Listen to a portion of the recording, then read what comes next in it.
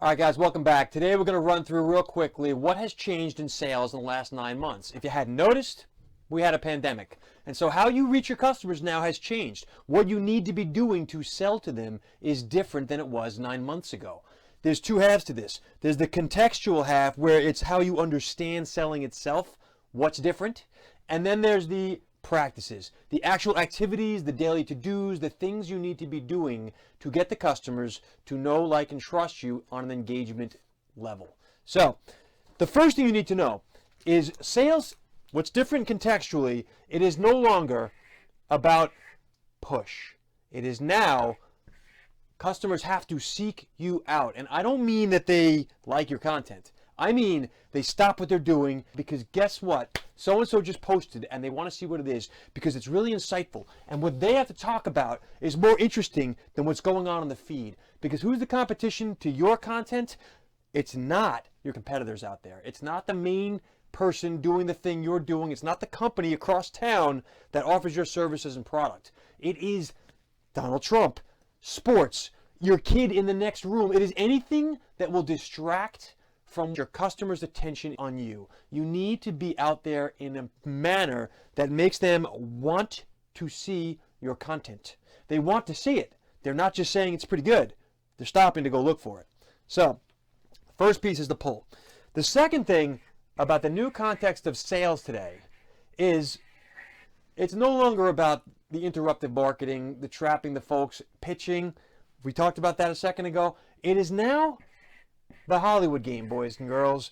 You are now, whether you like it or not, in the infotainment business, which means your content needs to entertain. It has to be interesting. It has to be something that they want, and it has to be engaging enough that they laugh, smile, pass it on, share. You know this already. So the question isn't about the information. It's not an informational game. In a Google world, information is worth zero. I can get anything I want. What I want is insight. What I want is stuff that makes me smile. What I want is something that's of value to me. So how do I know what's of value to my customers? How do you know? How do you know what is of value to your customers? And the answer is you don't.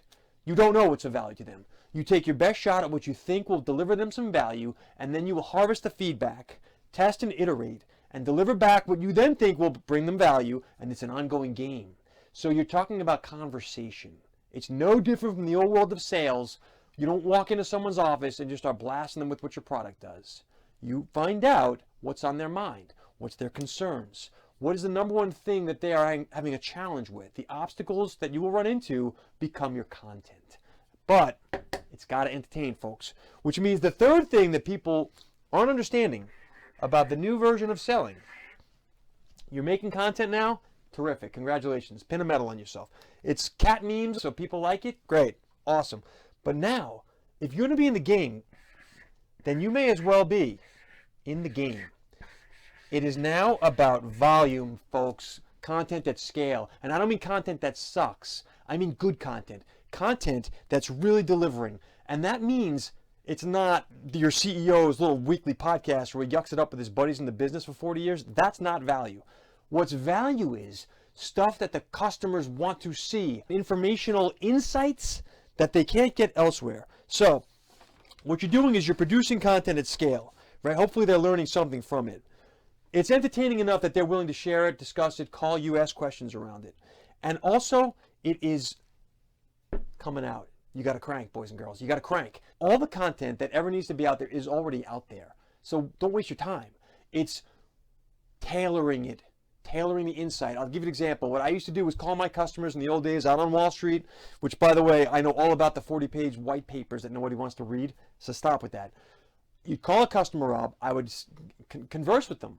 What's on their mind? Customer B, later on in the day, second conversation. This is what I'm hearing out there. Is you following the same? What are you thinking? Yes, no.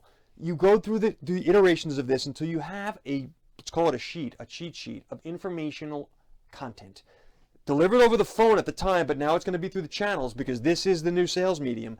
And you would find out, were you on point, were you not? What would customers add to that conversation became the next part of the conversation. We're doing the exact same thing here, guys. Exactly the same thing. It's just that you need to be doing it through content now. Because here's the operative piece. if you can't be in front of your customer, then they have to be in front of your content. Right now, this is LinkedIn data. 57% of the buyer's journey is complete before they even talk to a salesperson. 57%. That's across industries. So what that means is they're already learning from content. That's not the question. The content is there. It's being absorbed. If it's not your content, then it doesn't matter, right? If it's not your content, you're not even in the sales game. So the question isn't about the content.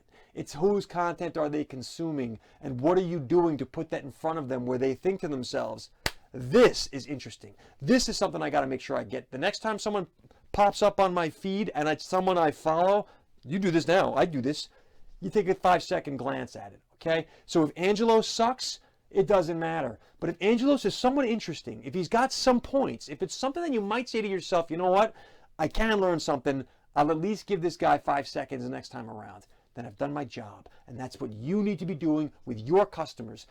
It's communication, folks. Don't be fooled by this whole glass thing in between. It's just communication, same as it always was. All right, so next time we're going to run through the practices. What are the actual to-dos?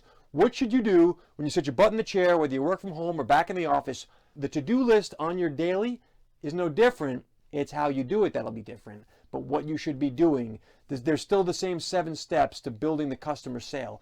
I'll run through that on the next one. But right now, thanks for listening. Love to hear the feedback. Love to hear how I sucked. Love to hear what you think I should have included. Drop it in there. I'll join in the conversation. See you next time.